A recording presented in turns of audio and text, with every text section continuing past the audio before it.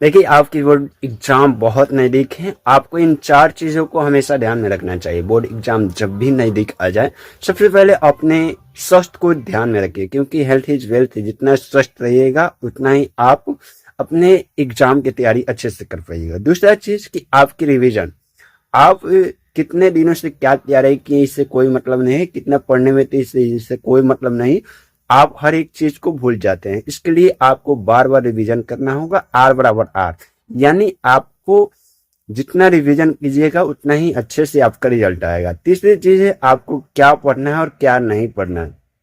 आपको इस समय सबसे ज्यादा बेहतर होगा कि अपने शॉर्ट नोट्स बनाए होंगे उसको तैयार कीजिए। और दूसरा चीज कि आप क्वेश्चन बैंक को बार बार पढ़िए, क्योंकि उसी से क्वेश्चन हम बता रहे हैं कि 70% रिपीटेड किए जाते हैं। क्योंकि आप पहली बार जा रहे हैं, आपको मालूम नहीं, हम लोग देखते हैं तो हम लोग को मालूम है कि कौन सा क्वेश्चन बार बार पूछा जा रहा है। ठीक है, तीसरी चीज हमने बता दी। चौथी चीज है आपको क्या करना है। अभी से आप एक टाइम टेबल बनाइए कि हमें 3 घंटा एक पेपर हर दिन क्या करना है, सॉल्व करना है।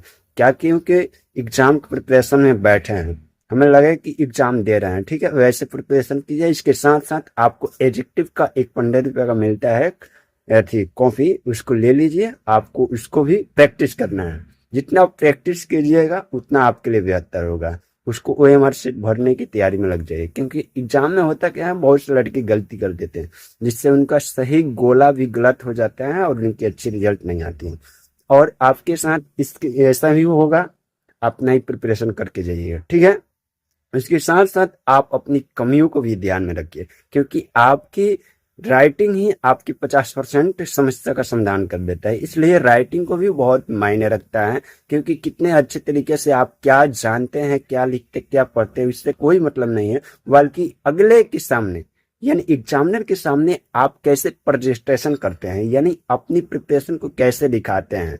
कहते हैं ना कि कुछ चीजें बोलकर बताई जाती है, कुछ चीजें लिखकर बताई जाती है, कुछ चीजें संकेत देकर बताई जाती है। तो एग्जाम में हम बोलते नहीं हैं, हम लिख करके समझाते हैं अगले को। हाँ, इस प्रश्न का आंसर ऐसा होगा, ऐसे होगा तो ये बेहतर होगा। एग्जामिनर अगर आपकी आंसर से सटीक है और वो अच्छे पॉइंट में लिखा गया है, अंडरलाइन किया गया है, ये सब बातों को ध्यान में रख करके आपने एग्जाम को दिया है, तो एग्जामिनर एक बार झटका में देखेगा तो इसको मालूम चल जाएगा कि हाँ, लड़के का एग्जाम अच्छे से गया है और अच्छे से ये लिखा है, इसको नंबर देना चाहिए, तो वो देगा।